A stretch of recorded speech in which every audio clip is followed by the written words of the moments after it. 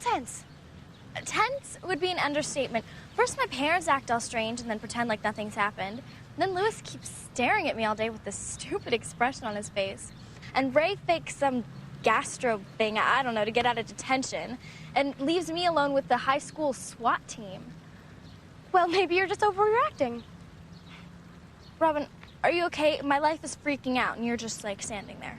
All I'm saying is things happen, you know. Sometimes we have good days and sometimes we have bad days.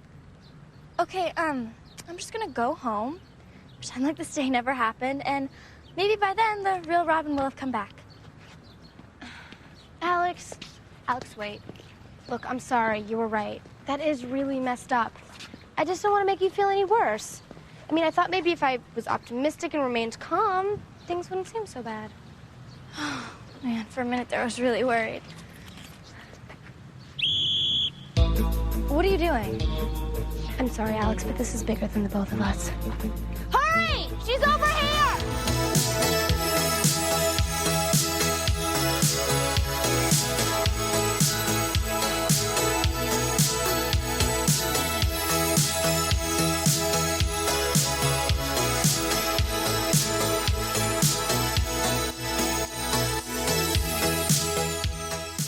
Welcome to Gimmicks, a podcast about the high-concept, experimental, structure-breaking gimmick episodes of TV, from musicals to bottle episodes to a paranoia thriller homage. I'm David Arnold. And I just need to go home and lie down so this day can be over. I'm Derek B. Gale. Well, and who is here with us today? Hi, my name is Lara Ameen.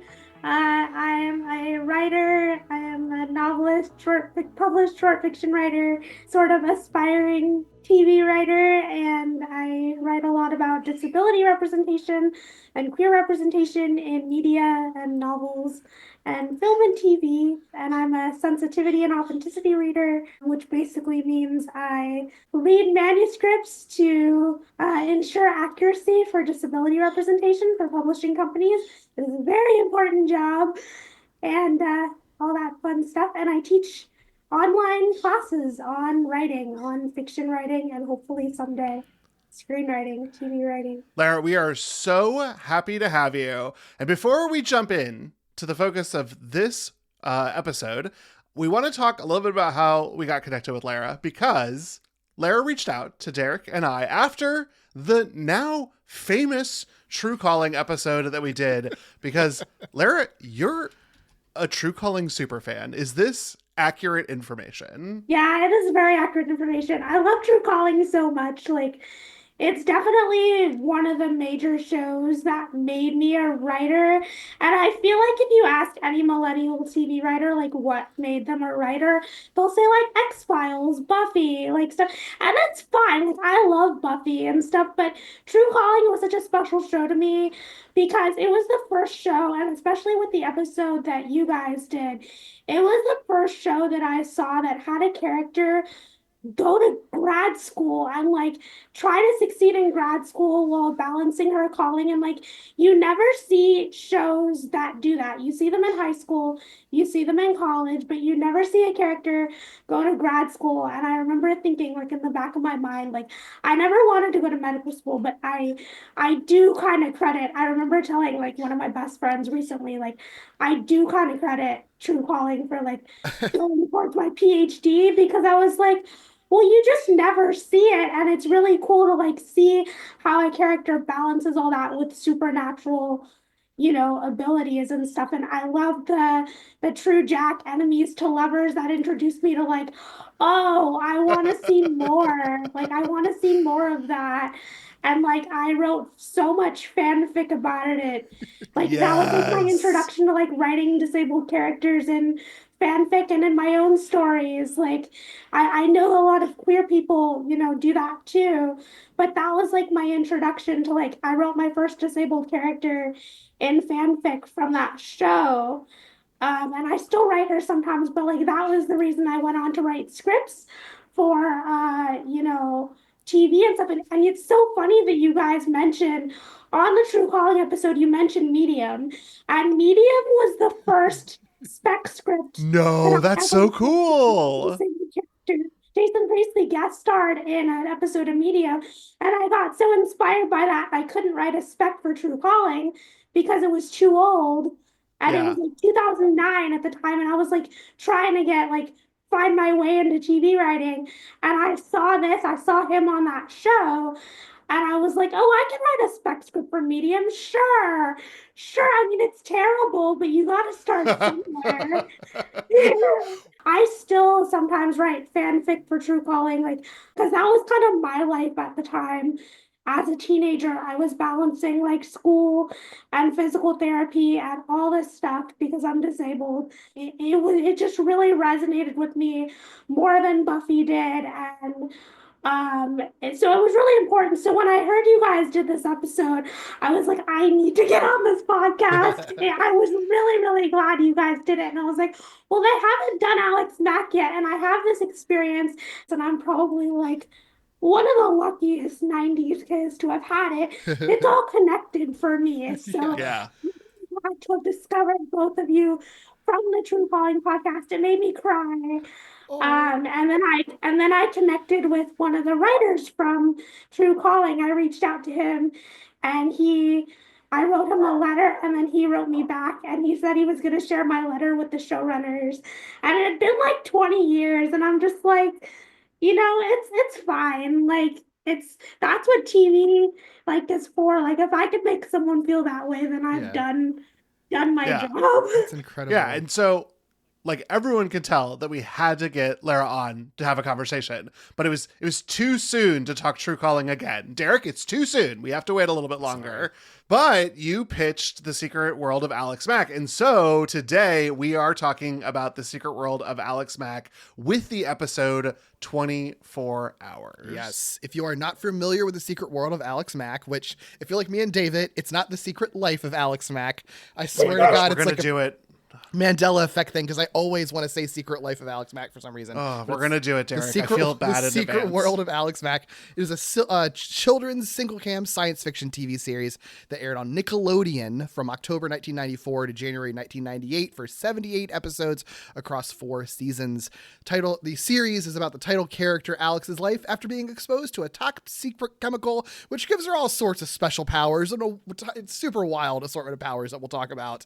It was slotted in the 8 p.m. time slot in the Saturday Night Nickelodeon, or SNIC, programming block, which to a lot of 90s kids, that word SNIC is going to mean a lot to them. So we will definitely talk about that. Lara, you have a very special personal history with the show. Would you start by telling us a little bit about your history with The Secret World of Alex Mack?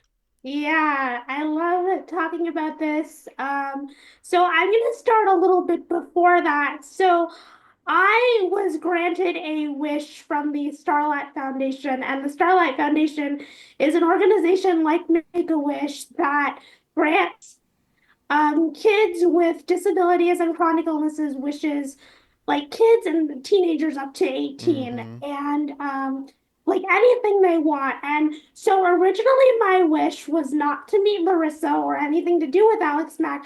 Originally, my wish was to go to London. Wow. And this is relevant, don't worry. So my wish was to go to London because I was playing a computer game with my dad called Eagle Eye Mysteries. Shout out to any 90s kids who remember that. I remember Eagle Eye Mysteries. Yeah. Wow. Really? Yeah. Eagle Eye Mysteries. So I was obsessed with like Jake and Jennifer, and like that game that I used to play with my dad. I would like go upstairs and like play on his like Mac computer, and I was obsessed with, there was a London one, and I was like, oh my God, Victoria Station, and like all these places. So I wanted to go to London, and I think they first approached me when I was like 8, and I was like, I want to go to London, blah, blah, blah. And it took them a while to like, okay. And then they came back to me when I was like 10, and they're like, are you sure this is what you want? Do you want something else? Whatever. And I was like, no, because I was trying so hard at that point. I was such a fan of Alex Mack. I was trying so hard at that point to meet Larisa, and I was entering all these contests and doing all these things. And I didn't get, like, I think I won a prize in one Alex Mack contest, but the grand prize was to meet Larisa, and I didn't get that. So I was like, no, I don't want to go to London. I just really want to meet Larisa. I'm a huge fan of the show. And they're like, okay. And I'll never forget both of my parents were like, you're giving up a free trip to London to meet an actress? I really want to do this. So the first time I met Larisa, it was before I got to go on set for a day. There was a Planet Hollywood event the night before with all these 90s kids. Oh, wow. 90s stars. So it was Larissa, Darius Love, the Sister Sisters, Tia and Tamara. Wow. Oh, wow. Not the Olsen twins, but Jodie Sweetin, Candace Cameron. I think a couple people from Harriet the Spy, but not Michelle Trachtenberg. May her memory be a blessing. I love her. But it was like this big Planet Hollywood like event. That's so cool. Like this 90s kids and all the Starlight Foundation, like the Wish kids got to go and meet. So my first meeting with Larissa actually was at Planet Hollywood. And I remember when she came out and they said like, hey, this is Larissa. And I was just like, oh my God. All these pictures that I have. My little 10-year-old face was like, oh my gosh. And she was like, hi. And signed stuff for me. And I met Darius and he was so sweet. But the next day was when Alex Mack was being filmed on location in Valencia. And it was the series finale. Yeah. So what happened was I was on set for the day. I was invited to come to set and hang out and meet the whole cast. So it was Larissa, Meredith, Darius, Dorian Lapinto, Michael Blakely, not Natanya, and some of the others, but I did end up meeting them years later. I'll get to that too. And I got to eat lunch in Larissa's trailer. They had to have a wheelchair user. They had to lift up my wheelchair and like put it in because like trailers aren't accessible. They're not, right. And like hers wouldn't be because she's not, because she's not a disabled actress or whatever. So like she doesn't use a wheelchair. So like they had to lift my wheelchair into her trailer.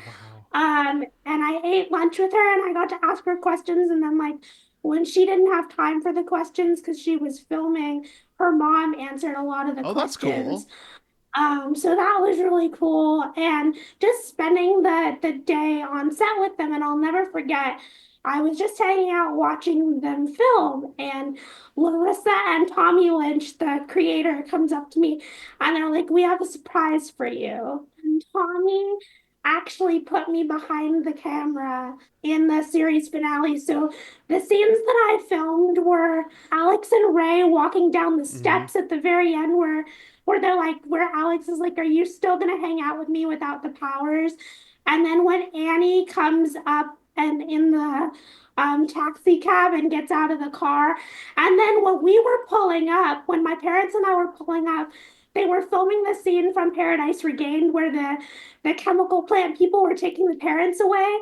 They were filming that as we were pulling up. So we got to see that be filmed because they filmed the scenes out of order. Yeah. So I spent pretty much the day on set, and then Larissa's mom took me and my parents to see like the inner sets because that's a different filming location. It's filmed on a sound stage. So we got to see the different sets. But I remember when I left set, and Larissa said goodbye and people were saying goodbye, I cried because I thought, well, this is it. I'm never going to see her again. I'm never going to see these people again. And I remember in my 10-year-old brain, I'm like, this was your wish. You got what you wanted. This is the end. And it's very dramatic, but I remember just like hugging her and like I cried at the end, and there's a picture of us hugging. That was like a really good picture that I remember because she gives really good hugs. And it was just one of the best days of my life. I was really lucky to have that experience. And I know that like not every 90s kid would get that. And that's basically like a dream. But I never expected it to play out the way that it did so many years later. I sent her letters, like I would send her like fan mail, and she was the only person I ever sent like fan mail to as I was growing up. So from like 10 to like when I was in high school. And then after high school, like once I got older, I kind of stopped because I was like, I don't know, I shouldn't do this anymore. Oh, that's fair. So I kept sending all these letters. Yeah. to her. And so one day I was in my master's program. I was doing an MFA in screenwriting at Cal State Northridge in Los Angeles. And it was 2014, and I came across on social media that Larisa was doing a play in Los Angeles. And I called my parents, and we decided to go see it on Mother's Day in 2014. Oh, wow. And she didn't know I was coming because, like, I wasn't in touch with her or anything. So she had no idea I was coming. And I was like, I don't even know if she's going to remember me or whatever. And my dad's like, I'll bet you a quarter that she'll remember you. Like, of course she'll remember you. Like, Right. she'll remember you. You spent the whole day there. So we go there, and my mom goes up to, I don't know, someone at the NoHo Arts Center in LA and says, like, my daughter is here to see, one of the actresses, Larisa. She hasn't seen her in a long time. And I think someone went back and told her that I was there, and she started crying. So I saw her after the play. It was called Be a Good Little Widow, written by Becca Brunstetter, who's written on This Is Us and all these like Cool. big shows. And so I remember when Larisa came out at the end of the play. Like, it's one of those Hollywood, I hate to say it this way because that doesn't even encapsulate what happened. It's just one of those like movie moments where like Yeah. you see each other, and we saw each other, and it was like, oh my gosh. And her mom was there, and Tommy Lynch was Oh my there that gosh. day to support her. So I got to like see them, and her mom remembered me too. And Larisa was like, Mom, it's Lara. And she goes, oh my gosh, Lara. And she starts giving me hugs and kisses and all this stuff. And I was telling her about my master's degree and what I was doing, and writing screenplays. And we kind of, kept in touch on social media a little bit. There was just other events that we connected at. I had a bunch of surgeries. I was hospitalized in 2017, 2018. And I told her that I was gonna, I was in the hospital, and I was like in and out of the hospital. And she sent me like a gift. Oh, how I still have it. kind. It's in storage, but I have it. I swear I have it, Larisa. And then there was the Alex Mack reunion in 2020. Yes. So I got to see Larisa then, and they actually, like, Darius brought me the mic, and he's like, "Will you talk about, your experience and everything?" So there's a record, like, on that video, like, there's the videos up somewhere on the internet. There's a recording of me talking about, my experience and how grateful I was for that. And Larisa came up to me afterwards, and she's like, were you surprised? Because I had no idea that they were gonna hand me the mic and do all this. I was like, yeah. I was like, you knew? And she's like, oh yeah. Like, she never treated me like, I've gone up to some actors and they've like pat me on the head, talked to me in baby talk, all this stuff. And like Larissa's never done that. And like I know it's kind of like a weird thing to say, but she just never like did that. Like, we had a lunch in 2017 when I was in New York, and I remember we were just talking about stuff and life, and she just looked at me and she's like, we're friends, right? And I like wanted to start crying. So we, yeah, kept in touch through all that. The Alex Mack reunion. One of the last times I saw her was the 10 Things I Hate About You reunion in 2019. If Julia Stiles would have been there, I would have been like, Larisa, please introduce me to Julia.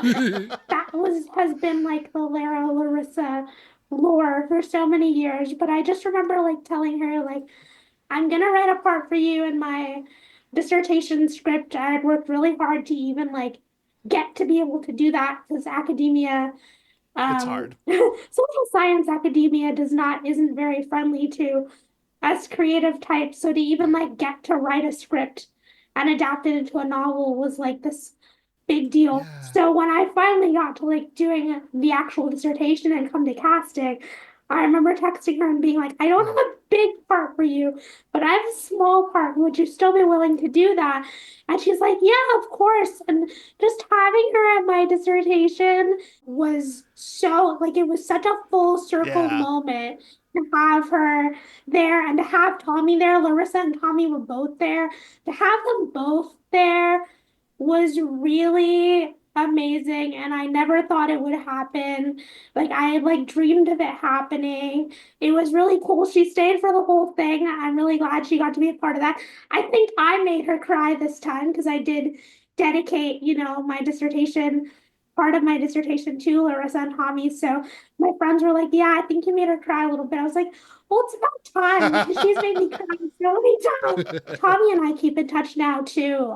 One of the reasons I think Tommy is great, not just because of Alex Mack, and he's created all these wonderful shows. Oh, we're going to talk about it. Don't worry. Because I told him about like the nature of the entertainment industry. For me, a lot of showrunners don't want to have Zoom rooms and don't want to make things accessible. Like I've been fighting for remote writers' rooms since 2014, way before COVID. Right. Like, and people will just stare at me, and like I'll get on these panels with these big name people, and they'll just stare at me. They're like, I'm like, they're not getting it, and like Tommy's just like, yeah, if when he said like next time I have a show, I'm gonna want you in my room and like on my Zoom room, but like he gets that like that's an accessibility thing, not just for me, Right. but for other people and to like make it easier. What Alex Mack did for diversity and for like the supernatural was like introduce these ideas and these things that we could be, that girls can be strong, and that queer people and disabled people can, have their own stories, that characters of color can have their own stories.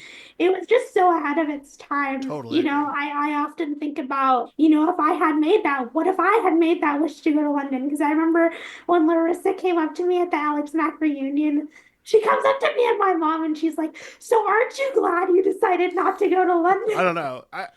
There's a small chance, Lara, that if you had gone to London, you would be running the country right now. And so Brexit never would have happened. The EU would be stronger. This is just who you are, is what it is. In all my, TV writing fellowships and all these things that I do in the graduate school essays to get into grad school, I would always talk about Alex Mack. Alex Mack, like this experience shaped me as a writer.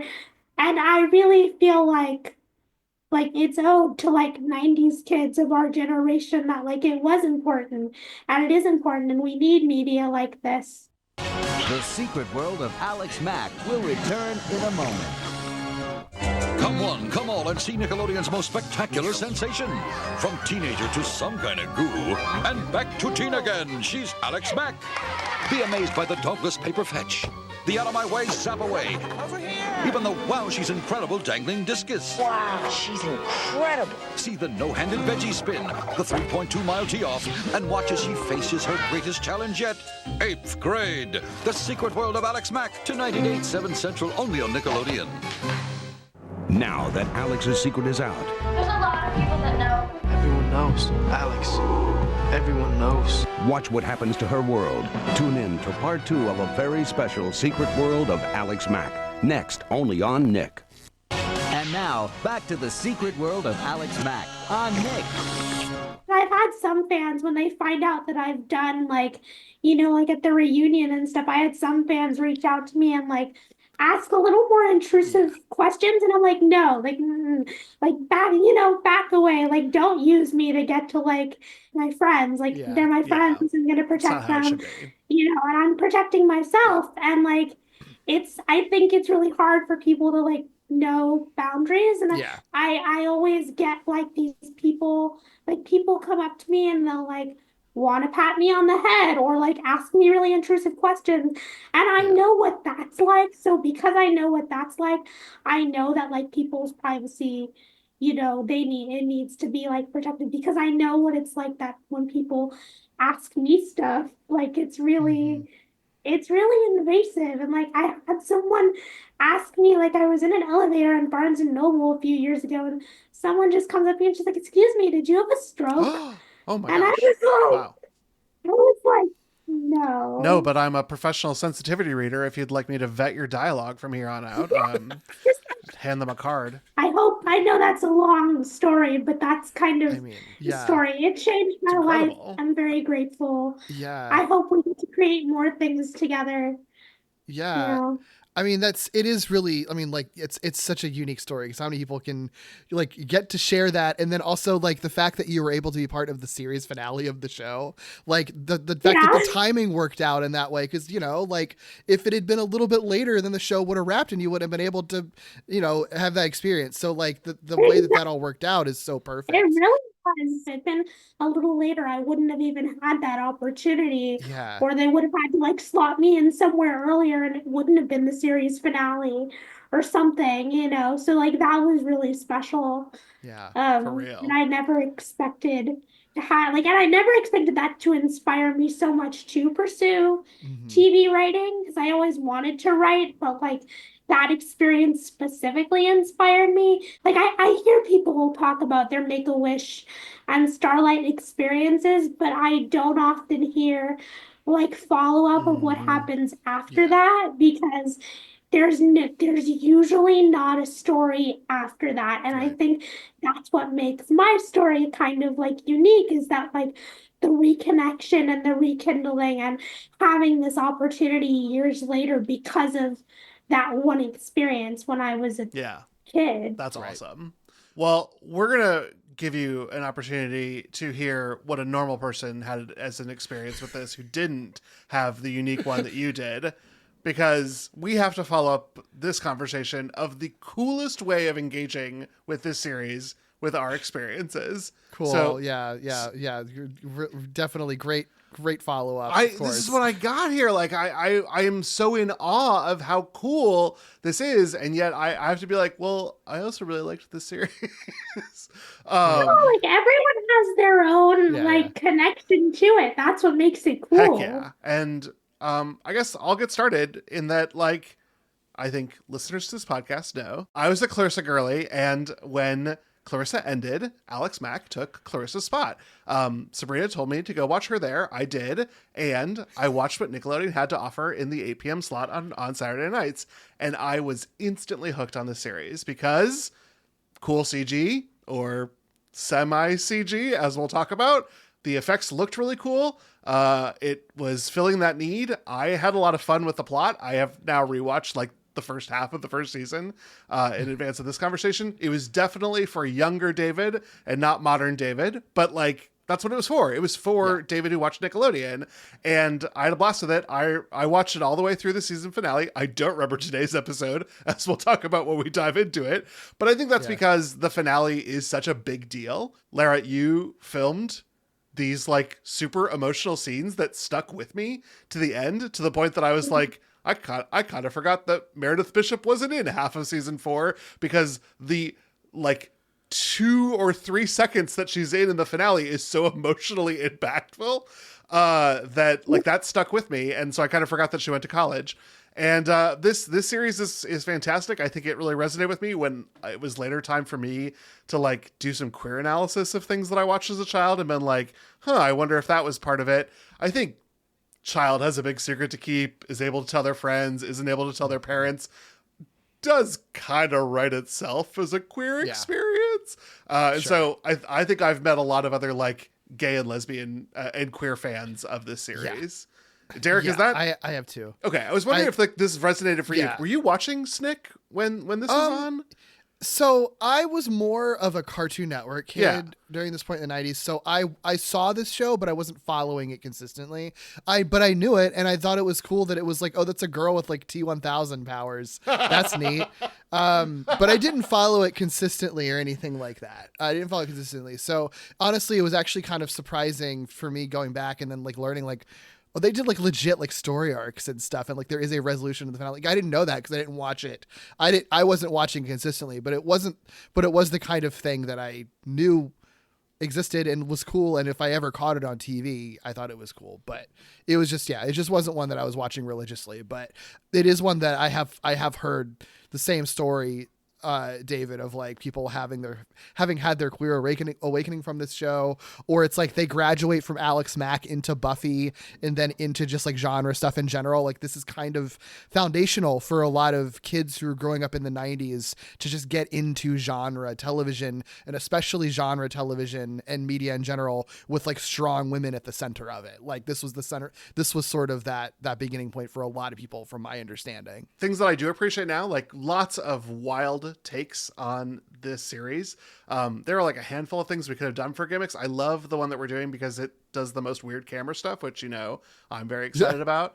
But I think that like the creators really had in their mind, like, we're not going to make just a usual television program. We want to do something kind of unique, because we are following Clarissa Explains It All, which was a very unique program in that 8 o'clock slot for SNCC, and got sort of SNCC started, even though Clarissa was originally a Sunday show, sort of ended its time on SNCC.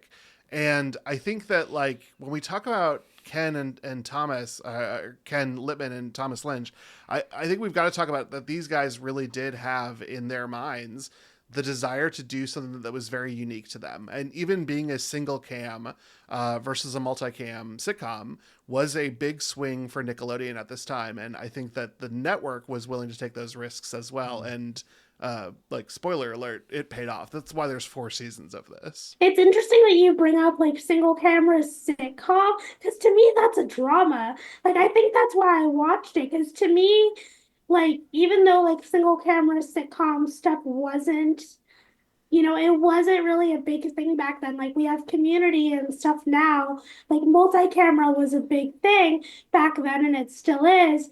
But like, I feel like the reason why I liked it and the reason I was drawn to it was because it was like, if you look at Clarissa, it is a multi-camera sitcom.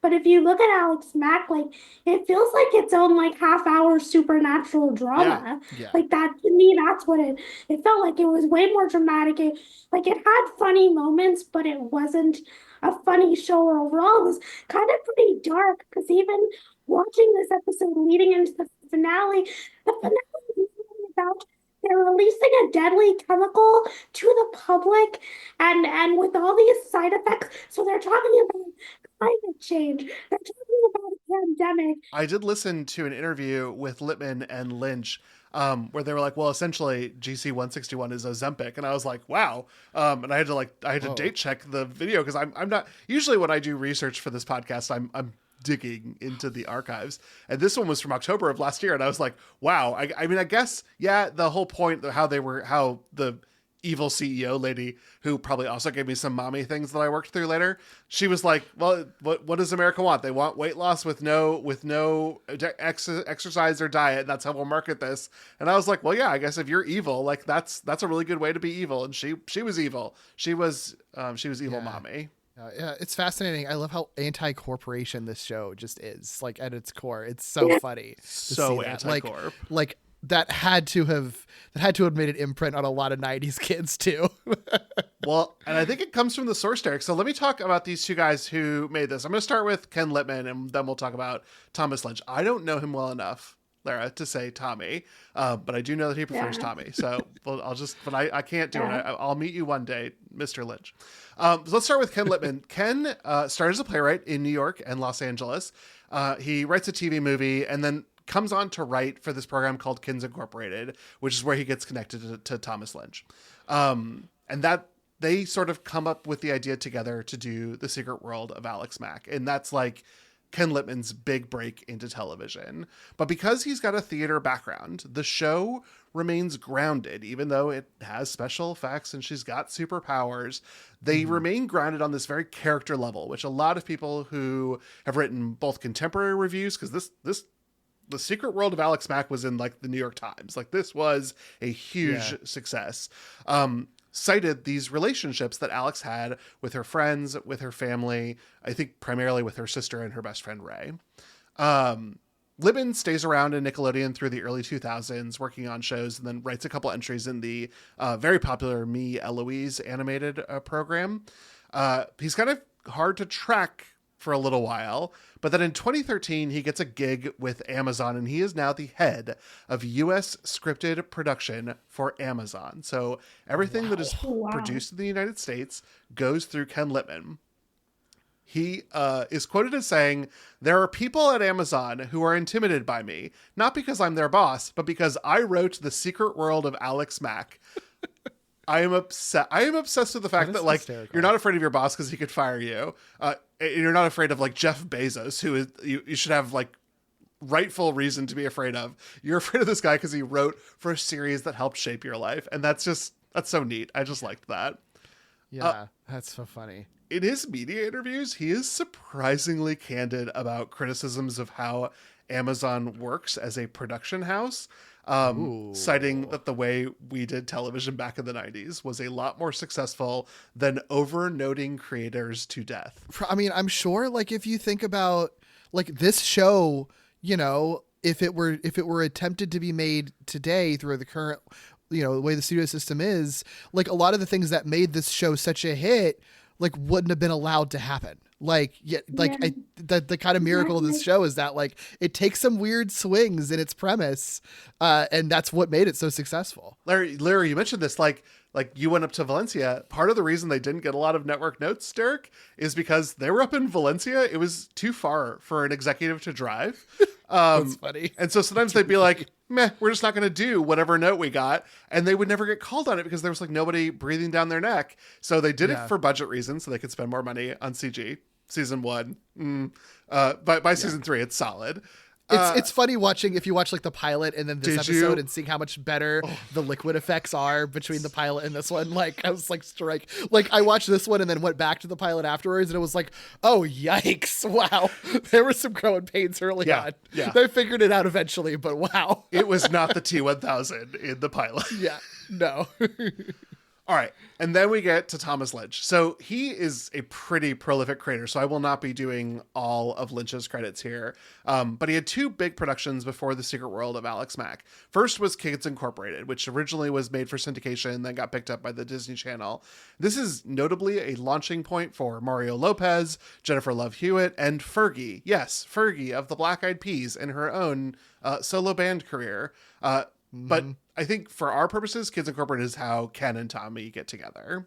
He also does a show called Night Tracker for TBS, which was TBS's response to MTV. They played music videos for 6 hours, and he was responsible for driving that. So again, we're talking about MTV, and I can't be stopped, Derek. It just keeps coming up in our conversations. Yeah. Night Tracks is such a terrible name for that too.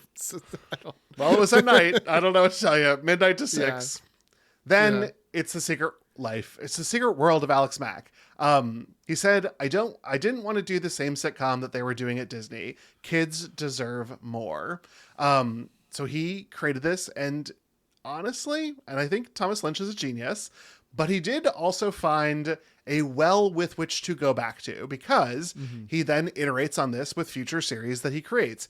The Journey of Alan Strange is about an alien who takes on the form of a human boy and has to keep it a secret. The Other Kingdom, which is about a fairy princess who is sent to the human world to live among them, has to keep that a secret. And most recently, I Woke Up a Vampire, about a teen waking up to discover that they are a vampire, having special powers, and needing to keep the secret safe because they're being hunted by a vampire hunter. And you know what? Of course. They all kind of work. So I'm not mad about it, but Secret World of Alex Mack was the first one. Yeah, but it's the formula makes sense. It's so appealing to kids because every kid feels like they're an alien or that no one understands, or they've got there's something weird and different about them that the other kids don't understand, or they might have some secret that they don't want to tell kids. Like every kid has some way that they can relate to that. Like it's such an easy formula. Like it totally makes sense why that would work. Yeah. I think it's fun that we get to talk about another one of like our little niche interests with our conversation of So Weird, or possibly Derek's then follow-up streaming of So Weird on his Twitch channel. We ended up being exposed to a lot of commercials for The Jersey, which is that show where kids put on a jersey and then they become a professional sports athlete. He created that one as well. course he did. The jersey. I have a fun story about that too. About the jersey? Yeah, Theo Greenlee was on it, who is an actor on the jersey, and I know him. He grew up around here, and his mom works in my mom's office. Wow. Like right now. That's Like wild. they've been working together for a year. Yeah. And I think he's like married and stuff now, but he came to my master's graduation, God. Theo. He does a lot of writing and like comedy stuff. I didn't meet him when he was on the jersey. I met him years later. And then Tommy also, I have some Tommy lore too. He created another show. It didn't get picked up. It was a pilot because I read it. I asked him to send it to me. It was a pilot about werewolf cheerleaders, like in high school. Yeah, very Love like puppy coded and stuff. It was great. That sounds It was a fantastic. really, really good pilot. But like I got to give him notes and everything. I felt so important. Cool. It was really funny, but it rules. was a really good pilot. It never got. He was trying to get it picked up on Netflix and other networks, and it didn't get picked up. But he's always working on stuff, and I think he's really interested in writing for kids and whatever the decade is, the kids of that, that decade of that era. So we're gonna see different things from Alex Mack and like Caitlin's Way and the jersey to like now. Like I Woke Up a Vampire is kind of like a little bit of a different tone because technology changed and all these other stuff changes. So we're gonna see like it's gonna be a little bit different, but like the core of it is gonna kind of be similar. Yeah. I love that he's still in like the supernatural kids show zone too. Like that's so fun. I love that. He does have he has a couple other pipelines. Like one is sort of the musicality of it. Like his first job was working on the Jacksons. So like his first gig was related to this sort of like we're performers and we're also kind of the So Weird of it, honestly. And I'm actually surprised he didn't make So Weird now that we're talking about it. Like it sort of feels like his thing. Kinda. But he did Kids Incorporated. He wrote a show called Romeo. He did The Class of 3000, which he co-created with Andre 3000, and not recently, but the most recent version of this sort of pipeline was Make It Pop, and all sort of the same sort of conceit that there's sort of a musical act, the characters, and then surrounding it, and sort of that's how their lives revolve, and they're all pretty good shows. So he does have sort of an idea of what folks kick on. And then Lara, you mentioned Caitlin's Way, which I wasn't even going to go down this path. Yeah. But there's a few fish out of waters that he does. Caitlin's Way and Scout on Safari, which are about young women girls who are sort of fish out of water. They're taken into a different place. And all of this, I've just got to say, Thomas Lynch, you are writing stories for queer youth. Maybe it's not intentional, but all of these are for gay people. I claim your entire IMDb for the queer community because I think. Thank you, Tommy. I think I could watch almost any of these as a kid and be like, yes, I am kind of like a fairy princess warrior who's been sent to Earth and no one can know my secret. Exactly. I mean, this is the late 90s for me, honestly. Yeah. And because of that, there's one more I want to talk about from his deep bench, which is a show called South of Nowhere that was developed for Noggin. We have not talked about Noggin a lot on the podcast, but the entire point of Noggin was that it was all quasi-educational programming. Right. I mean, like Degrassi, the new class, was on it. So the quasi's doing a lot of work for some of these. Yeah, but, sure. But how they were accomplished is they all came with like discussion guides for parents. This is like early internet that could be downloaded, like AOL keyword Noggin. Right. And South of Nowhere had very, very specifically named bisexual and lesbian characters. And the discussion guides continue to be cited to this day as some of the greatest work that was being done at that time to guide parental conversations about teen sexuality and sort of exploring sexual minorities. Just really cool. That's wild. I had no idea. Yeah. I watched an episode. Maybe I would have liked it if I was young, but it does not work for me now. Sure. Much like Degrassi, the new class. Sure. Yeah. But I mean, yeah, it's made for a very particular audience. Yes. So that totally makes sense. Okay. So those were the creators. I don't have a lot else on the show creation, we will one day talk about Clarissa Explains It All. So I don't need to go into the snick of all of it. Just to say that the Secret World of Alex Mack was wildly successful. There was 34 novels written. 34. I mean, you know what? It was a big hit. So actually, I don't know why I'm surprised at that. That totally makes sense. Yeah. I thought there was more than that, but I guess there was 30. I have all of them, I'm pretty sure. And the first few were novelizations of episodes. Fine, whatever. Cool, but fine. And then they just started like pumping them out. Both creators, both Lippman and Lynch, wrote for it and got notes back from the Viacom selected editor. And each of them had to be like, funny. I don't need notes for my characters that I created. But of course, because it was, it's the real enemy of every Gimmicks episode, which is like capitalism. So Viacom had sourced out some editor. The editor was taking care of the books. They had really no role except for writing a few of them. Yeah. And the first season, speaking of home media, was released on DVD and prominently featured billing of Jessica Alba, who plays the bully Jessica in the first 3 episodes. And like the box art is so funny. It's like literally a picture of young Jessica Alba, and it's like, and featuring Jessica Alba, and it's just like, okay, guys, I see what you're doing. Yeah, calm down. Yeah, you could have put that. You could have made that as a fun bit of trivia on the back. This doesn't need to be on the cover. People will buy an Alex Mack. If people are there are going to be an audience for an Alex Mack DVD already. You don't need this. Vaguely remember that, and then like they hyped it up so much, and then you look at the DVD cover and it's like so prominent. It's so funny. And I think initially, because I talked to Jason Strickland a little bit when I met him in 2018, because he plays the boyfriend to her, I think, and then Alex has a crush on that character. That guy character, but it's just wild to me that like she was only in a couple episodes, but they bill it so high. You know what? She had to put on a terrible wig in the second episode, and I was like, that deserves some credit. And of course, then Jessica Alba went on to be like Jessica Alba, but this was her first gig, so it is kind of cool. Yeah. It is kind of cool. It is cool. It is cool. The people who show up in this, well, the episode that we are talking about today, we already talked about. It's from the very tail end of the show, season 4, episode 18, entitled 24 Hours. The original air date for this episode was December 4th, 1997. The last episode of 1997, with the 2-part finale airing in mid-January, not long after this. By now, the network was kind of seeding original programming for holiday-related specials and re-airing holiday-themed episodes of existing shows. So it was kind of an odd time for this episode to be kind of thrown out. But it is what it is, I guess. The synopsis per IMDb is: Alex becomes suspicious when everybody in town seems to know something about her that she doesn't. Has somebody discovered her secret powers? Alex isn't sure, but she intends to find out. That IMDb synopsis is like more dramatic than this episode is, to be honest. This episode was directed by Allison Liddy, who now goes by Allison Liddy Brown.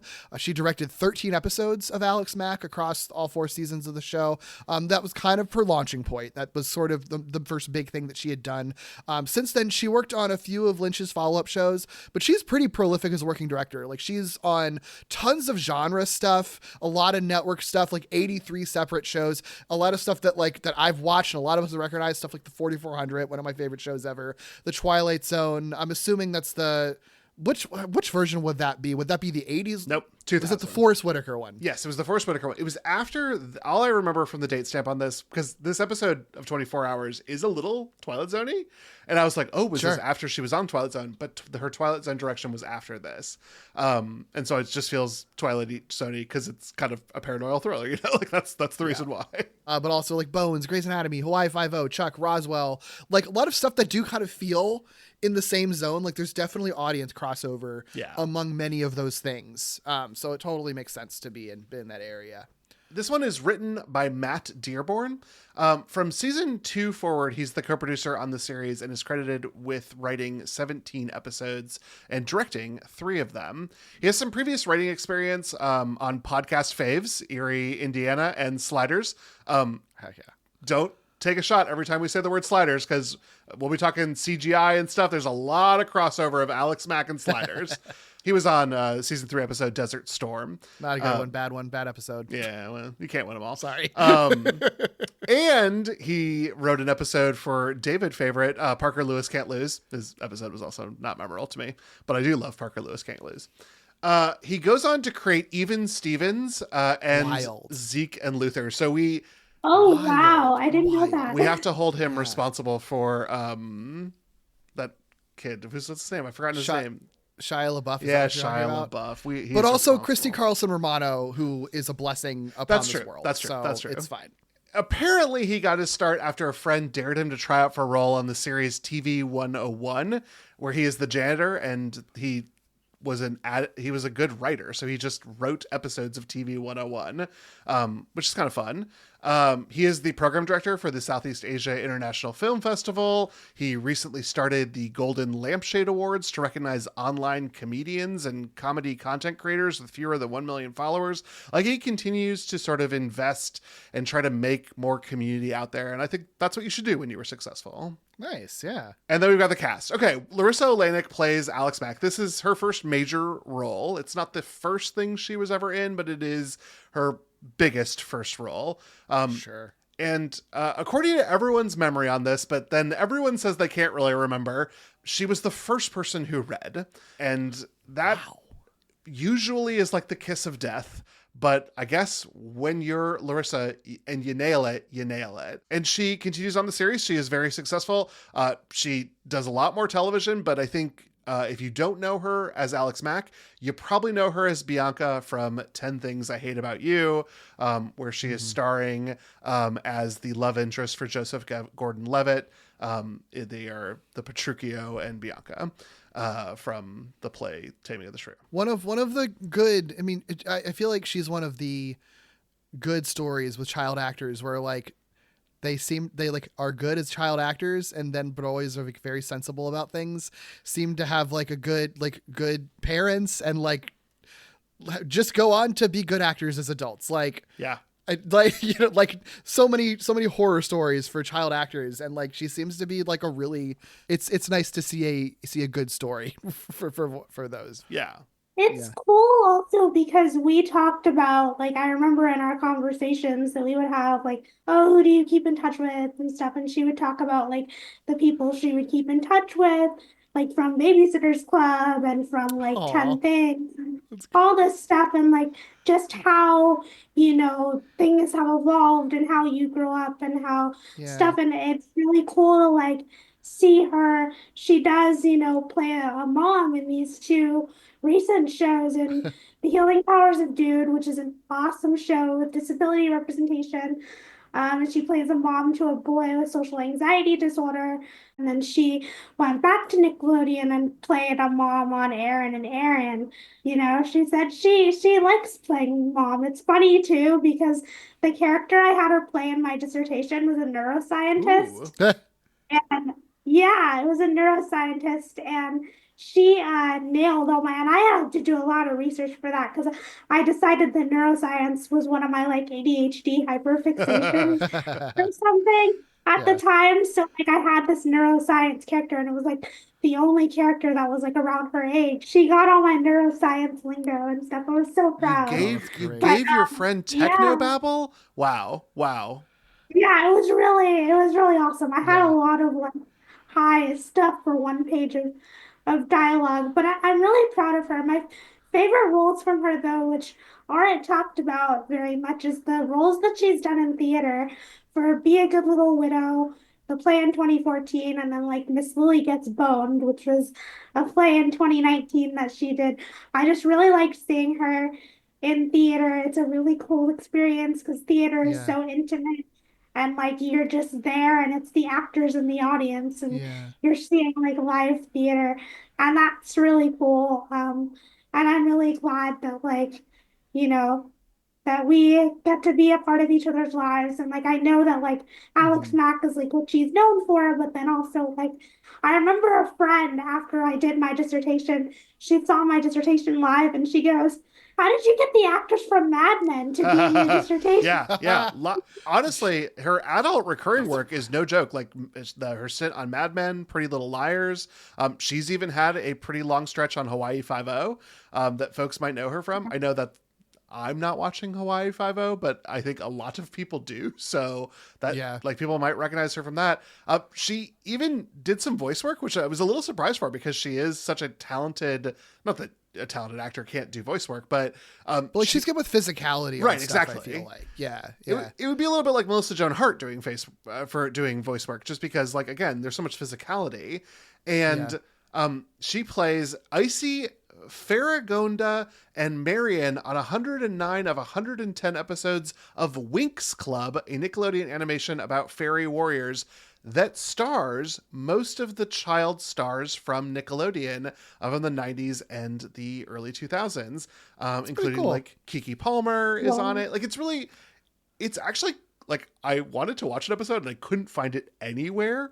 I remember that show existing, but I don't know that I ever watched an episode of it. I was able to find Aaron and Aaron, so I'm glad you brought that up, Lara. Yeah, it's cute. You know what? Honestly, seeing her, it's a cute premise. It's not for me because I'm not a tween anymore. But when she comes in, it is like, oh my God, you are Mom, and she's a very good mom in it. She is. That's cute. And the healing powers of Dude also, like, it's such a good show. Like, yeah, it's not like my age group, but it's such a good, heartwarming show, and like we need more of that kind of shows, because I think Aaron and Aaron was multi-camera and Healing Powers of Jude was single camera comedy, so two different like comedies, so that was like cool to see. And I think this is our place, since we're talking about Larisa and the Alex Mack of it all. Mack was originally written as a boy character. Alex Mack was written as a boy character, and in a rare bit, you don't hear us say this a lot, a rare moment of executive meddling that worked out well. They said, we're giving up Clarissa Explains It All. We really need a female star, and they said, great. Alex can be a girl just as much as she could be a boy, and they didn't Lynch, they didn't change the character a ton, which is why you get quotes from her best friend Ray of being like, no, not like you, like a girl, which I think then also goes further into like the queerness of Alex Mack and all. And being a tomboy. Yeah, like, and how many tomboy characters did you see on TV that were the leads of things? I feel like if you had a tomboy character in a kid's property like this, prior to this, they would have been like a side character, a supporting character or something like that. But like being in the lead and not being a thing where the story is like her discovering her femininity and stuff like that. Like she's always like this through the show. That's like a thing that was like just about her. And it's not considered a problem that she's like a tomboy on the show. Yeah. Yeah. I really liked that aspect. I thought it was really cool. All right. Playing her friend Ray, who thinks it's cool, is Darius Love. By the way, the character's name, Ray Alvarado, so might not have been written for a black character, but I think Darius does a fantastic job as Ray. I think this role is a lot of fun. This is his first major role, but he has done plenty of other things. He's already a SAG actor by this point in time because he was in some stuff as like a 3-year-old.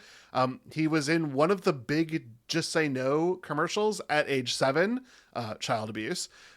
He did a horror movie for Rick Elfman, Danny Elfman's brother, called Shrunken Heads.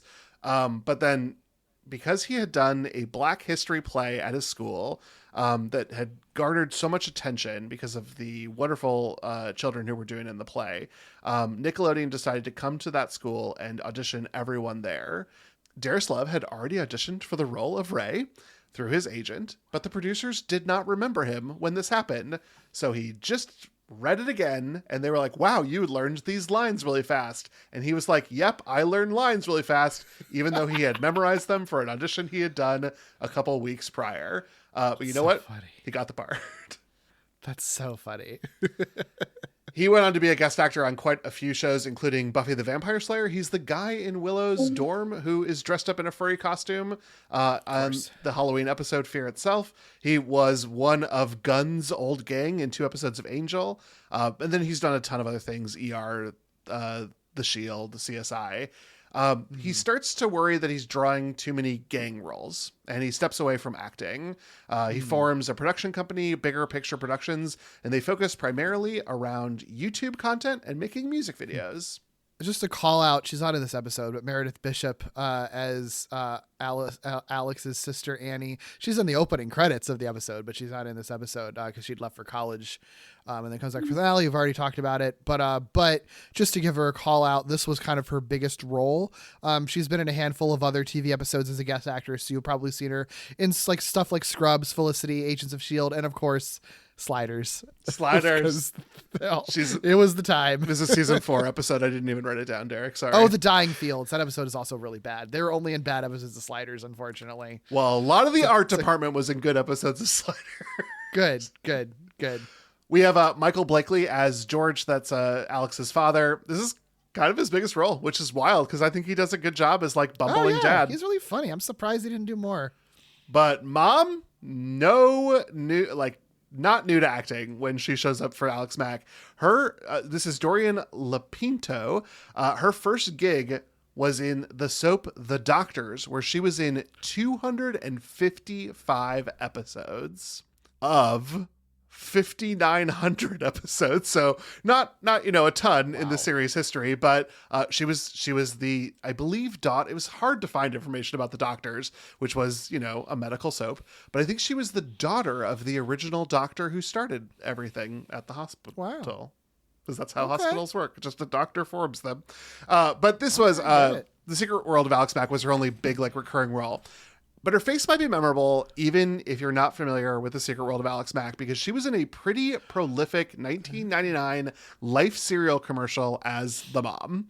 And wow. Okay. Yeah, I tried to find it, but I bet, Derek, you've got it on a VHS because it was everywhere in 99.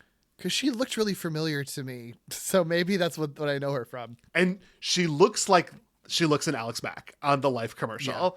Yeah. And she's holding up the Life cereal. I bet you've got it somewhere. That's so funny. She was also in a movie with Meredith Bishop in 2003 or something. I haven't seen it, but they were in a movie together. Yeah. Okay. A lot of these folks ended up crossing paths again. It's actually pretty fascinating. Yeah. And I can never tell if it's intentional. When it's the creators, when it's Lynch or Littman, I could sort of be like, oh, well, you've got some connections and you're connecting people. A lot of the actors do end up crossing paths, which is just fascinating.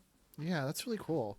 We've got Natanya Ross as Robin. This is her biggest role. She took a break from acting in the early 2000s, but has recently returned. She is like the biggest Secret World of Alex Mack fan outside of Lara. Truly. Yeah. She loves the show. She is the one who's coordinating a lot of the fan stuff. She will appear at almost anything if she gets to talk good stuff about the show. That's funny. I believe she is really interested in a reboot of the series. She is. Yeah, we talked about it before. She came over to my house when I was having my surgeries that one year, and she really wanted to reboot.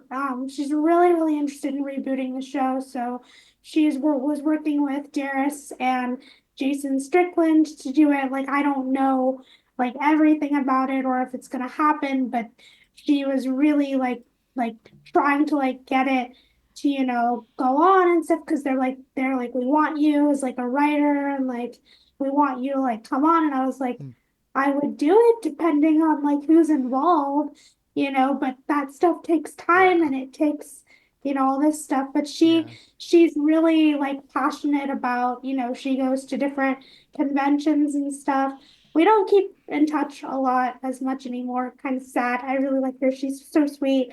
I hope she does well. I don't know if there is ever going to be a reboot or anything. I'm not, involved with that, but depending on who would be involved, I guess it just depends on who would be involved. I would like to be, but it just depends. But she's just so vocal about getting people together and stuff. She was the reason the Alex Mack reunion happened in 2018, because she said that Nickelodeon, they wouldn't give a reunion. They actually paid out of their own pockets. Yeah. That's what I heard. So. Isn't that wild? Wow. Yeah, that is wild. wild. That's so shocking. You'd think they'd be trying to capitalize on the 90s nostalgia, but very weird. Yeah. We also have Benjamin Kimball Smith as Lewis. This is probably his biggest most well-known role. He's been in big stuff. Like I know he did Jerry Maguire like in the middle of this, but like always in sort of like smaller roles and everything. This is probably his biggest role. But he's gone on to work in like art departments for stuff and special effects for things in productions like Curb Your Enthusiasm, NCIS, Mad Men, American Horror Story. So like, I mean, Mad Men's another Larisa connection. So. Yeah, they're all connected. But yeah, interesting to like pivot from actor into like art department and special effects department. Yeah, but like cool. I mean, yeah, it's really cool. I think you don't have to love the thing that you did when you were a kid forever. And I think that's one of the things that we hear sometimes from child actors is like, oh, I felt like I had to stay on this forever. And yeah, doing art is awesome. Right. Totally. Also, I think that was an era where, I mean, I didn't even know about Dorian Lapinto's like long, acting TV series, but you see a lot of stuff because television was so different back then that it did have the opportunity to last 4, 5, 6, 10 seasons, whereas now you can barely get a show for streaming for one season. So it's so different now. Like, so I think that's really important to bring up, like in the context of Alex Mack, because I think a show like that today, I don't know if it would last very long, not because there's not interest, but just because the nature of streaming and, how people are so greedy and stuff. Like, it was Nick's longest running show, and like now you can't even get a show to last one season. And what does that do for actors and writers and all the people who don't have like stable jobs? Yeah. Yep. All right, last actor I want to just give a little light to. He's not one of the main cast, but Hank Harris is in this episode as Nathan. He's sort of a recurring nerd. He is part of the weird paramilitary organization that helps secure the school, which we will talk about. But I like that this is sort of his Jessica Alba moment. He's not Jessica Alba, but like The Secret World of Alex Mack is one of his first big roles. It sort of launches him. He stays connected to the world. He goes to college, but then like comes back to acting. And he has been like a real working guest star. He's been on X-Files, Bones, Nip Tuck, and has a recurring role as Dr. Henry Jekyll on Once Upon a Time. And I just thought, oh my gosh, that's him. I just thought, wow, it's fun. We're seeing his first role, like seeing Jessica Alba. I was like, this is my guy. That's so funny. Oh, he's in the Aaron Paul episode from season 9 of the X-Files. Oh yeah. That's so funny. Just wild stuff here. Wild stuff all around. Yeah. He was also in the Ryan Murphy vehicle, popular as one of the nerds. But like that felt like typecasting. Not that Dr. Jekyll is not also a nerd. Yeah. I'm Alex Mack. I was just an average kid until an accident changed my life. And since then, nothing's been the same. I know the chemical plant wants to find me and turn me into some experiment. But you know something? I guess I'm not so average anymore. Well, the gimmick of this episode, so there's a couple of angles to it. I think the one that I find really interesting is that this episode in a lot of ways is kind of like a paranoia or paranoid thriller kind of pastiche in a way. Like, the difference between like a paranoia thriller with like, a typical conspiracy thriller or psychological thriller is really that like, it's revolving around characters who think they've uncovered some kind of shady goings on, beneath their everyday life, or pursued by some kind of, conspiracy run by a shadowy organization, right? And then in those paranoia thrillers, usually it's focusing on like the unstable mental state of the protagonist because they don't know what's real and what isn't. The audience isn't sure, like, is the character just going crazy? Are they just imagining it? Are they really uncovering something sinister, right? This episode, it doesn't lean hard on this, but all those elements are there because it is predicated on Alex thinking there is something shady going on with all of her friends and family, in everyday life, that wondering like who she can trust. And then obviously we come to learn like she was just being a little paranoid and they were actually doing something very nice for her. But the added layer to it is that like the show itself already is kind of like a conspiracy thriller. Like obviously like it's very lighthearted and very comedic, even with the dark stuff. But like technically it is about like a shadowy organization. There's a shady chemical plant. They're willing to like do experiments on children and shit, like very clearly. There's plenty of sci-fi things that can can happen in this universe that's established. So like there is actually a very good reason for Alex Mack to potentially be paranoid that something's weird going on, that something's happening to her friends, that someone's out to get her. That's like kind of the premise of the show. In fact, it's probably weirder that she isn't more freaked out in this episode at the possibility of her secret being out. Yeah. But that also makes the episode interesting too, because once it's all revealed, it means that there's like no antagonists in this episode. Technically, everything that she thought was antagonistic was just, a lie, essentially, like a nice little lie for her. And there's nothing sci-fi about this at all. So it's a very, one of the more weirdly, like one of the most normal episodes of the show in some ways, in terms of what's actually happening in the universe, but it's portrayed in a very strange way for the audience. Mm-hmm. Mm-hmm. Yeah. All this for a car because they wanted to surprise her for. Well, yeah. Like it's wild. Like it's absolutely like creating the paranoia and creating this like, oh my gosh, what's going on?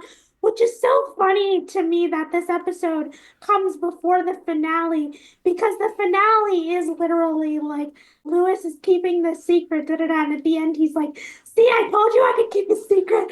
And then the next episode is like, he can't keep a secret. Yeah. And so, like, that follow-up, like, it's perfectly in sync. These 3 episodes go so well together, and you can't watch them, like, separately. Like, now just watching them all together, like, it's the perfect lead-in because it creates the paranoia and it keeps building on that. Well, and that's sort of the other gimmick of this one. And it's not the first time we've talked about this, but this is a penultimate episode before a series finale. The other one that we've had a chance to talk about is the Fire Emblem Players, which was the play about Avatar: The Last Airbender.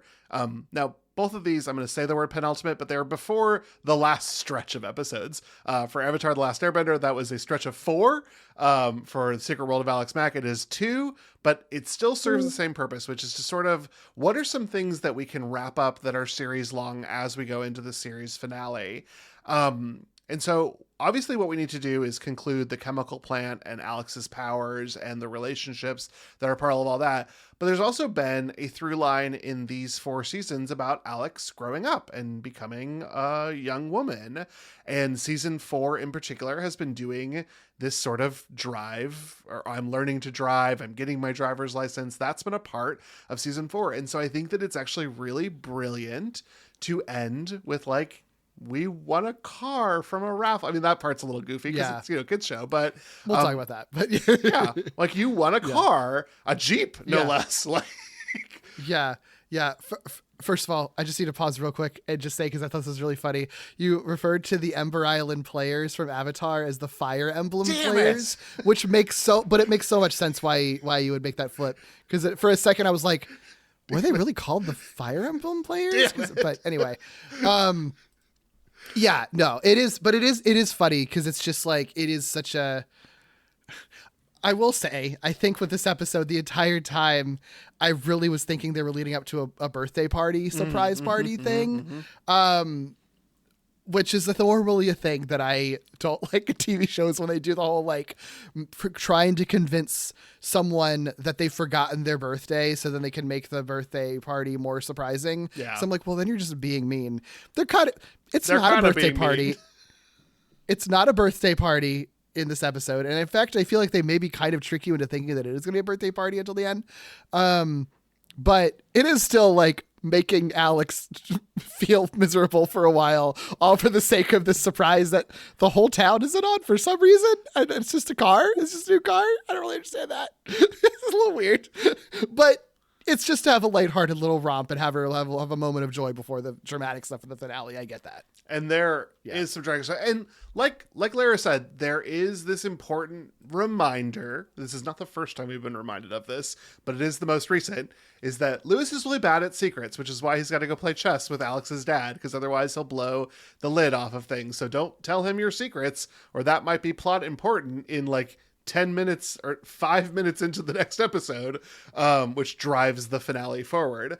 I do like that it sets it up if you were watching this as a very serialized show, the way that we're able to watch it today. But Lara's right. Like, you watched this, and then a month and change went by before we got the finale. Yeah. Yeah. Yeah. I don't even, like I said earlier, I don't even remember. I'm so sorry to the cast and crew and Tommy. I love you so much. But I don't remember this episode. I was like rewatching it and I was like, oh my gosh. Like, of course I remember the finale, but it's been so long Yeah. that I watched the show that I don't remember this episode specifically. So it stood out to me in the way that, like, thought it was interesting that they used the vehicle of, like, oh, everyone knows her secret kind of thing as an episode before they actually really did. But, like, it is a little weird that, like, the whole town is in on her getting to buy a car. Like, I didn't really understand that either. Like, I would just think it would be amongst her parents and her friends, and, like, but the police officer knew, like, so many people knew, and I was like, that's wild. Yeah. Yeah. I don't know if are we ready to just get into the episode? Just talk about the episode. Yeah, let's dive in. Because Yeah. I think that when I first watched this episode, the nice thing, okay, I'm going to frame this in the nicest way possible because I don't want to sound like mean, because I like this show and I don't dislike this episode. Really didn't enjoy it until I rewatched it the second time and what was going on, because I do think the first time I watched it, I just found it a little bit annoying. I think that it was just like, because I could tell what they were doing, right? Like, I don't think that it's going to be fooling anyone that it's like, no, this isn't going to be the episode where everyone learns their secret. There's going to be some kind of twist. But I think that they like overplay their hand in a weird way, because every time that it would cut away from Alex to either her mom or her dad, then it just sort of like gets away from the fun sort of Alex is just being paranoid about what's going on around her. The dad stuff I understand a bit, because there's the Lewis stuff they're setting up for the series finale, I guess, right? I still think they could have spent a little time on the chess, less time on the chess thing, but like whatever, it's silly. The mom stuff really bothered me because the whole sequence of her getting pulled over by the cop, they show you the cake and they don't hide the fact that there's a cake and everything, which then is just sort of like, oh, so it's just going to be a birthday party. So then I was just sort of like, well, you've kind of blown it that it's a birthday party. And I guess maybe the idea is that they're thinking like, you're going to think it's a birthday party, but it's not. She's actually winning a new car.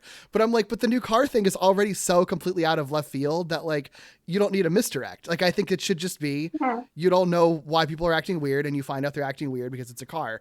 I don't understand why the entire sequence with the cake is there at all. If they needed to have the cop involved, the cop could have just pulled her mom over and her mom could have been like, I'm speeding because, and then they cut away. Right. And then it's, they don't need the cake part at all. I just didn't understand why that was there other than to like fill out time. Yeah, I thought that was kind of confusing. And I thought the way they brought in the car to the end, because you think it's something else, even not a birthday party, but it's like something else is going on. It feels kind of confusing.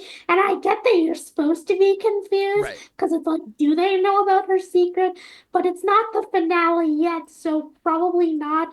But it's something else is going on, and like, what is that? So I thought that was like, it was just like, I didn't understand why, because I think Dorian LaPinto is a great actor, and I think the scenes with her are great. I just wish it was like they would have done those scenes in like a different way. Yeah. Or like what your suggestion was, oh, I'm speeding because, and then cut it away. I like that idea. Well, yeah. And I agree. I am also countersigning this because I think that what I noticed in my second viewing and third viewing was that I was a little frustrated anytime I wasn't with Larisa, because she's good. Yeah. Like, she's so good. You feel what's going on with her. You understand why she's getting frustrated.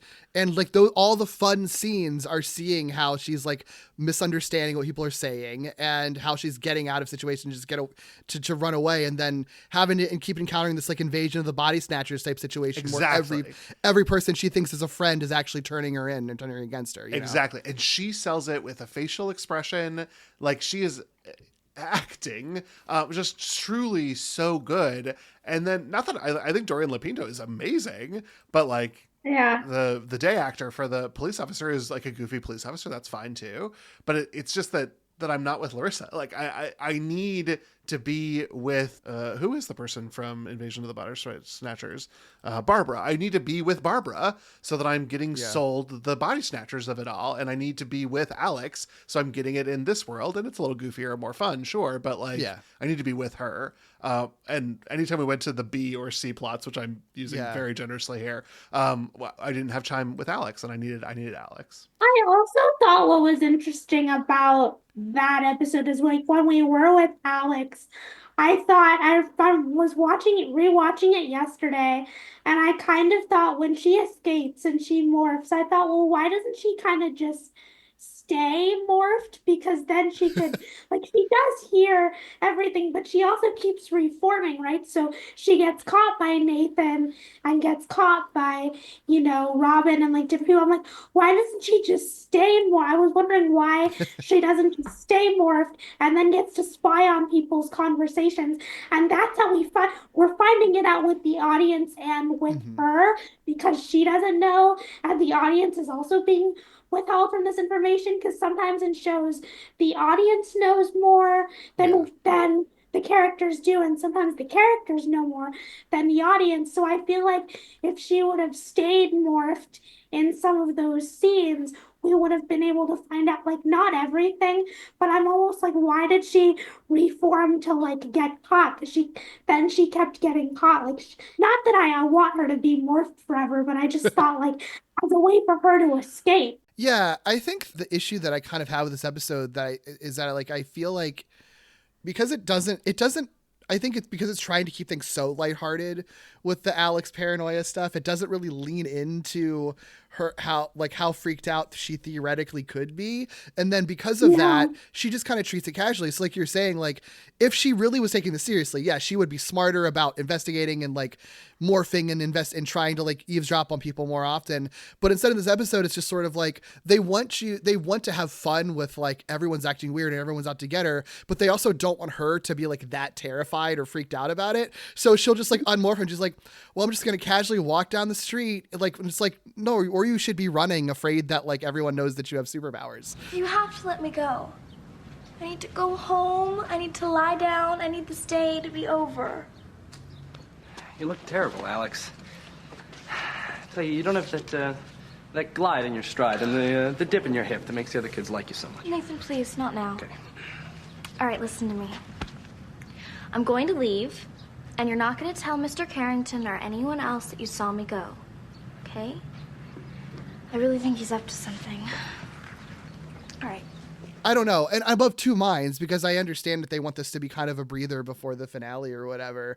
But I'm also like, if you're going to do this, you should just do it and like really go for it and really genuinely trick us into thinking that like maybe people do know their secret, or they're, something's going on that's changing people's brainwaves or something like that. Like, or at least have Alex actually believe it. And have more thriller vibes. Yeah, have right. Thriller vibes, yeah. Because I think the show could do it. It seems like they want to. Like you mentioned the camera angles, David, and they do play with some fun camera things in this episode. Yeah, I noticed that too.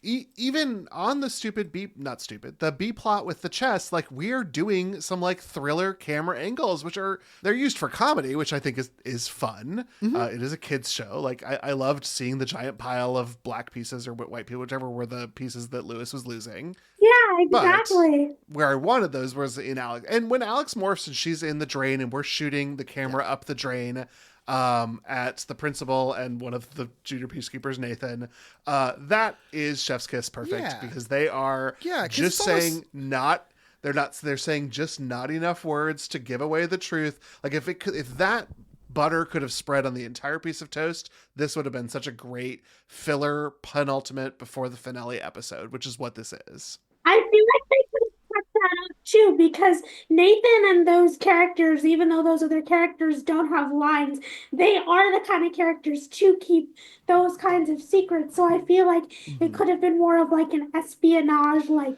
keep the secret. We could have had more moments of, I don't know, her going into a pipe and listening to other pieces of conversation, maybe something with Robin, or something with something else with Ray or something. Like, we could have seen more of that. I think that would have been an interesting way to get it, because the finale is so high, and like I don't mean it in that way, but it's so high tension and so heavy and so, oh my gosh, and it doesn't stop moving once Lewis, once the secret gets revealed, that I know that like they do want something later, but I also felt like I wanted more like tension in the lead up and like the audience not to know and it to be like a different kind of surprise.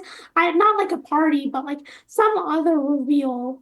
Like the not her powers, but something else. I don't know. I'm a writer. I should. It's interesting. I mean, I do think, to this episode's credit, I think that some of the smart things they do is like just the way that they disperse like who has information or doesn't at any given time. I do think is smart. Yeah. Like Nathan doesn't know for a while explicitly, and so there's a fun bit of tension where he's just sort of like, this is just like my weird little junior high school military job that I have to have, so that's the only reason I'm doing this. And then he's conflicted about it, and then then you can have fun scenes of like, this, I can't tell you the truth yet, but just know that it's important. I told you it wasn't safe for Alex Mack to be out and about roaming free in the streets. Yes. Okay. Why? There is something very, very big happening here, Nathan. Something that I can't reveal you at this time. Unless we find her, the whole plan, it's totally ruined. So they play with his conflict, and then eventually he is in on it, and then gets, so like they have fun with sort of the flow of information and then how Alex overhears things. I like that aspect of it. I just, and I also don't mind them being like having fun with being a little bit contrived, where it's like there's no reason that everyone is talking this sinisterly about all of this, but that's the fun of it, right? Like that's perfect. I like that. I like love it's that. a little campy, and it's like, if you're seeing it from her perspective, she's going to take it to be more sinister than what it actually is. I don't mind that stuff. But then it's sort of like, if you were that observant about those details, then like I said, you could have leaned in more of to how Alex is reacting to all of this more strongly to make it feel more serious, even if they were overplaying it and making it comedically serious. Like she's overly serious, and then that turns it into being funny. Like that could have worked too. Kind of like what Ray was doing with his, gastro bug. Like you could tell he was really like hamming it up kind of thing. And you're like, okay, I know this is going to lead somewhere, but like, because they know something, but she doesn't know. Right. Yeah, know? This show could do campy. Like, there's no reason that they couldn't go hammy with this. I think it's why I'm like, because I don't mean to be like overly critical of this episode of The Secret World of Alex Mack or whatever, but like, I think the show would be capable of making this, like, leaning into it and making it a funnier, like, heightened homage, because they clearly are interested in doing that. I just don't really understand why they seem to be backing off from it. I liked the scenes with the dad and the chat. Like I kind of liked it. I thought it was funny. I didn't understand why they were doing it at first, but I thought it was funny, like with the angles and stuff, and that they were both like after the same thing. And they're like, "Oh, okay, we're done. We gotta go. Back to the mission." And I was like, "Okay." Yeah. But like I liked that they had a scene with two characters you wouldn't expect to be in a scene together. That's I true. liked that. Yeah, you wouldn't expect them. Yeah, that feels like a very like, oh, the series is coming to a close. Why don't we just like give these two actors something to do together so they can just have fun playing on screen together? Yeah. Like that was the first time I watched it, I was frustrated because I was like, why are we here? Why are they playing chess right now? And then the second time doubling back, I'm like, oh, okay, they're just, I mean, for one, it's literally the two characters killing time until they're going to a party or whatever. But like, then it also just means that like, if this episode is about them just having fun before the finale, that's like one way that they can just have fun together on screen. Why not? Yeah. I also feel like, and I wanted to say this too when I was rewatching the episode, because of the way technology plays into so much of TV and stuff today, that if cell phones were more prevalent, if social media was a thing back then, that episode couldn't even be possible, because it'd be like, oh, I just texted your mother, and like, when Alex sees her parents together and like, what's going on? It would have been solved today with like a text. Like that scene wouldn't make sense. So a lot of this episode, in the context of its time, if that was in a show today, like it just wouldn't work. It's so true. Yeah. Yeah, smartphones ruined the writer's room. I don't know what to Yeah. tell you. It's too easy to text. I have a question for both of you. Why is this episode called 24 Hours? I had that question as well. Lara, we're up to you. Alex Mack superfan, answer for your crimes. Why is this called 24 Hours? I don't know. I wonder if it was like, because I was wondering, like, is there a movie or something like a thriller that there's a parody of, but there's not one that's just called 24 Hours that I know of that's like a conspiracy thriller or anything. So maybe I don't know. I feel like it's got to be a reference to something, because there's no reason for it otherwise in this episode. Be like a ticking clock, more of like a ticking clock element with the title, and it wasn't. Right. So I was confused by that too. One, I looked, Derek, for some sort of reference to this. I tried everything I possibly could. And then I got to the point that I was coming up empty, and I was like, oh, well, it's the 90s. Like, maybe the episode title was just internal. So, like, we know it because we're podcasters. But then I watched the episode again and, like, wow, it's right there. All of the episode titles are right there. And then I thought, well, then it's just something I'm missing. And maybe what that speaks to is that maybe there was a little bit, Larisa made the decision to sort of halfway through season 4 that she was not going to continue on to season 5, and the show needs Alex Mack to succeed. And so I wonder if there maybe was a little bit of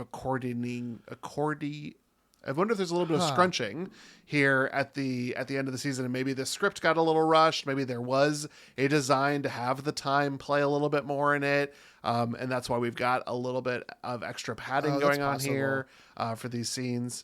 Hard to find information about this episode in specific, not a fan favorite, as an FYI. But I do love that we're covering something that's a little bit lower on folks' memories and radars. And I do think that it does work for what it is. It's just not the best version we've had a chance to see. And I think it's an example of how like you need to do these things. You need to set the stage for your finale, but you can also make it great.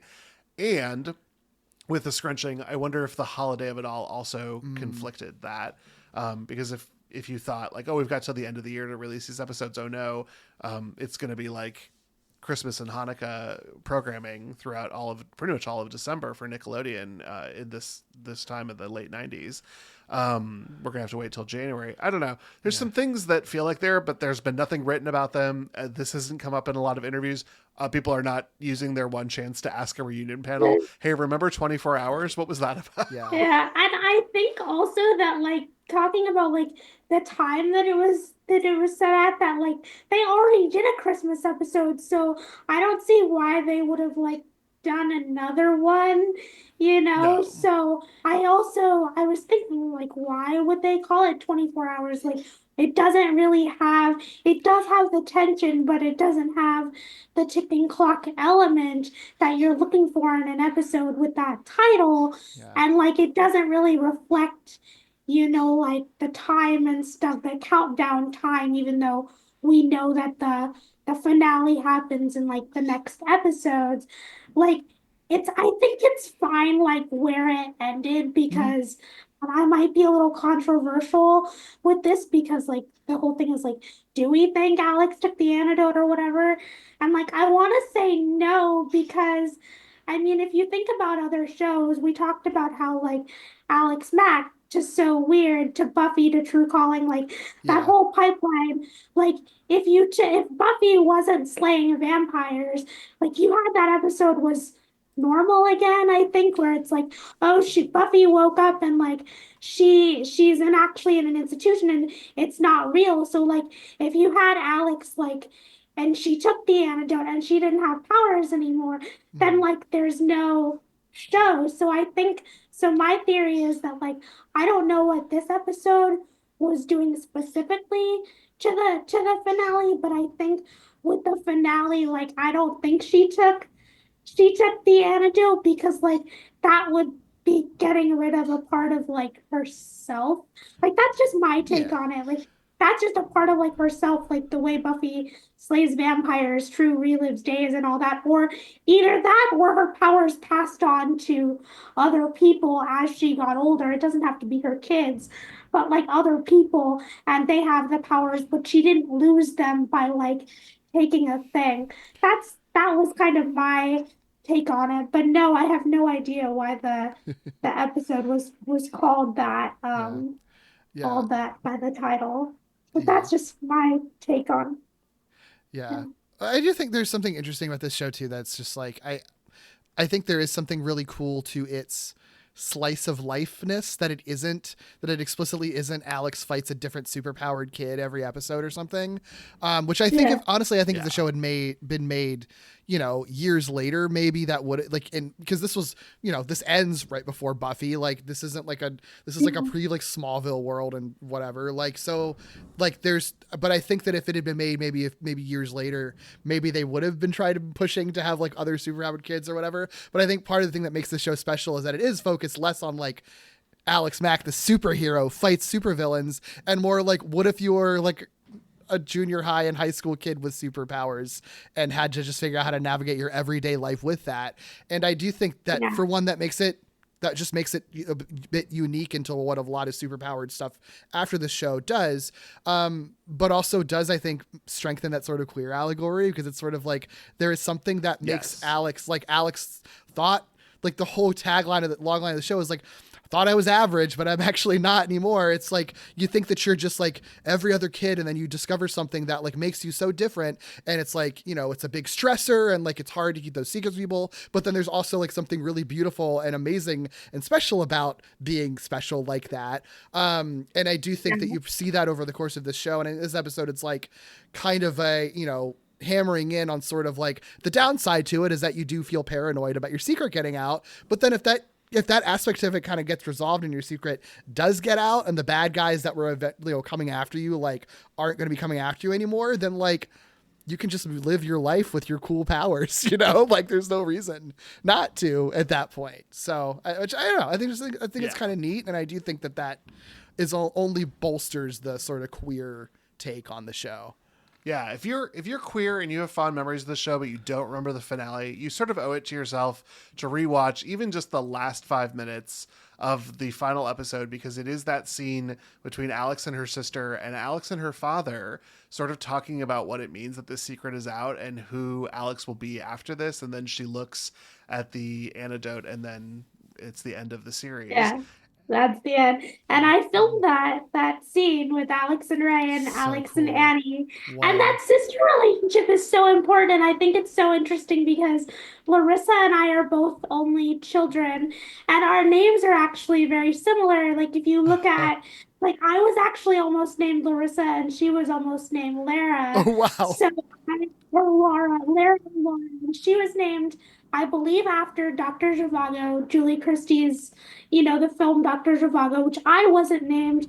That's not why I was named Lara.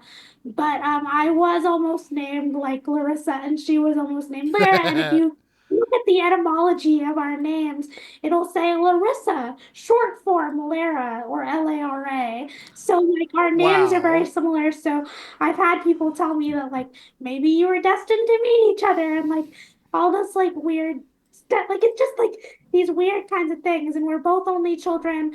Our parents are both, in medicine. So we've had like different conversations about that. And I think it's just I really loved the Alex and Annie relationship, even though it's not in the episode that we talked about, but it's in the finale, and it's a cornerstone of the whole show, because as an only child, I always wanted an older sister, and I would see relationships like that. I would see like Alex and Annie, I would see Buffy and Dawn, I would see, True and Harrison, and I would see this, and I'd be like, that's why I read about siblings so much, because like, I don't have that. Like, it's one of the things that I don't have. And it was so cool to see that in Alex Mack, because they just thought, like, even in this episode that Annie is not even in, the reason why they kept the secret is because they thought their parents, like, she thought her parents would get mad at her. Like, I don't blame her at all. I think if I had powers, maybe I'd keep it a secret too. And, like, you both said it is kind of a queer allegory, but also like when you have powers and when you have these abilities or these new things about yourself, it's really scary. And like to tell an adult when you're a kid, to tell an adult or like an authority figure that, hey, like this is going on, is a really scary thing. So if she did tell her parents early, one, there would be no show. Right. And two, like there would just be, it would be a totally different like feel because yeah, maybe the dad could have stopped Danielle, but like it wouldn't have been like the same, like her navigating junior high and high school and growing up, it wouldn't have been like the same kind of thing. She kept it a secret. It wasn't really for selfish reasons, it's that she was scared. Like, I don't blame her. Like Yeah. it feels like a very normal thing. Yeah. Like what happened? Like when you're going through something that big, it is kind of traumatic too to have, Mhm. superpowers. So like why would you tell authority figures Mm-hmm. that? Yeah. Well, and it's probably why queers are so into this type of show Yeah. and why it is such a successful way of looking at this world. And so, like, awesome. It's awesome that it's there. It's awesome that it's part of our world. It's awesome that I got to experience it when it was like made That's for great. me too. And I love that. But I also love that like there's new stuff being made all the time that sort of takes the same genes of this and moves it forward Yeah. for kids who were born 20, 30 years after me. That's really awesome. I think that's so cool that art Yeah. does that. There's a lot more opportunities now to have like, bigger conversations around the media that like Mhm. we grew up on. But like I would love to talk to more like queer people and disabled people who like grew up with like, Alex Mack and stuff, because it is like a really special thing for a lot of people. And just because like I had one experience, I still like to hear from people who are like, oh yeah, I remember that show when I tell like my abbreviated story of like Alex Mack and my experience on set. I start it when I do my teaching. Like people will come up to me or people will email me after and be like, I remember that show. I used to watch it. So it's still a part of our cultural, That's so community. cool. And I think that that's really important. But I also think like, who are we lifting up now to like tell like these other types of Mhm. stories, and like that needs to be out there. Yeah. And I hope that Tommy continues to create more shows that like reflect that, because he's really into that. And like the other people who are involved with Alex Mack and with other shows, it's so interesting how Alex Mack played into, you can see the glimmers of it in like modern media. Yeah. Like that's why I saw the TV Glow is like so important, and like modern stuff is so Yeah. important, raising beyond, and like all these shows about like superpowered kids. There was stuff that came before it, and they were also influenced by Twilight Zone and by older media too. So like it's all connected. Yeah. Yeah. Lara, thank you so much for joining us for this conversation. You mentioned that you would love the chance to connect with other folks who love talking about queer and disabled representation. Is there a place that folks can find you online and any of the projects that you are getting up to? Yeah, I don't have a website yet. I'm working on it. I'm very sorry. Maybe by the time this goes up, but I don't think so. But I am working on a website so I could put all my stuff there. But I'm online at True Cherry Girl, TRU Cherry Girl on like, I still do use the Twitter, even though it's kind of dead.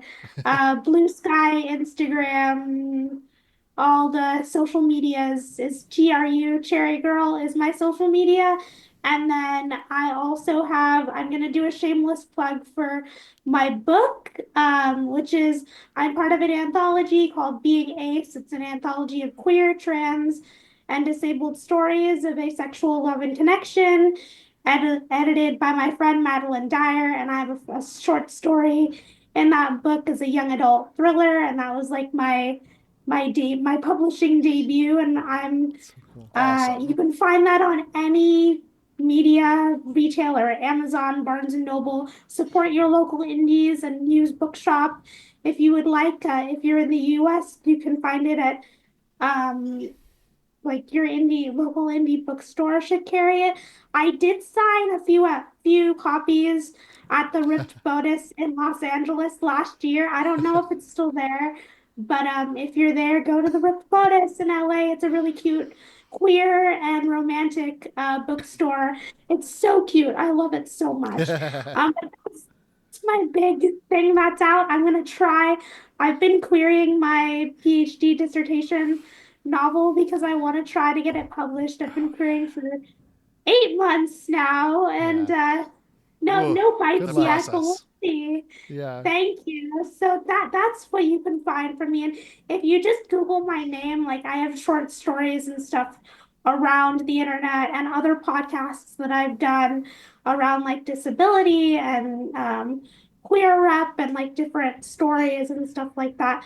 But yeah, at True Cherry Girl, TRU Cherry Girl, and you can see the true calling influence. Can never escape it. Can never escape it. I do teach some classes through Women on Writing. So if you are a writer and interested in taking a class with me, you can find, if you look up Women on Writing, I'm teaching a writing fantasy fiction class in May online, and then writing disabled characters in fiction in July. So if you are a fiction writer and you would like to take a class and learn about ableism and disabled characters and fantasy and all that stuff, please sign up. I would love to have some Alex Mack fans and some calling fans and fans of awesome media in my classes, because I just love meeting people who are like, oh yeah, I remember that show, and then we end up creating, I end up like being on this podcast, or like I met a true calling fan online, and now we're gonna like be making like a film. We might be like making a film together, or like stuff like you never know, like because it's really like that's what media is about. It's meant to be shared and talked about and remembered. Awesome. Thank you so very much. Derek, what about you? Where can folks find you and the things you are working on these days? Sure, you can find me most places at Derek B. Gale. I have a few other podcasts. I have Walloping Web Snappers that does deep dives into Spider-Man cartoons. I have Screonk, where we're stomping through Godzilla's filmography. And I have Lee Carvalho's Potting Challenge, where we're going through the Simpsons video games chronologically. I also have Falling with Style, which was previously a Pixar movie marathon, but currently we actually have a special presentation mini-series that we're doing where we're looking at film and a little bit of TV, mostly aimed at children and family audiences, but all of which feature clear and unafraid queer representation. We've done stuff like Nimona and Wendell and Wild and Tokyo Godfathers and Power Rangers, and we've got some other stuff planned for the future as well. But yeah, David, what about you? Yeah, you can find me online most places as Dmuma. That's DMUMA. I have a couple other podcasts here on Glitterjaw. That includes Are You My Mother, where we talk about mother characters in media. And with my friends Tyler and Marilee, I am reviewing the horror franchises that I never got around to watching any of because I am a big scaredy cat. But they are protecting me by letting me make it very, very gay every time we talk about anything. And that is called Fear Coded. Gimmicks is a proud part of the Glitterjaw Queer Podcast Collective. If you're looking for other queer media podcasts, check out the full roster of Glitterjaw shows at glitterjaw.com. Ooh, and if you'd like to support this show by giving us a little tip, you can buy us a coffee at ko-fi.com/gimmickspod. You can also follow the podcast at gimmickspod on Blue Sky and Instagram, and email us your questions, feedback, and corrections to gimmickspodcast@gmail.com. Please rate, review, and subscribe on all podcast platforms. And until next time, friends, keep being weird.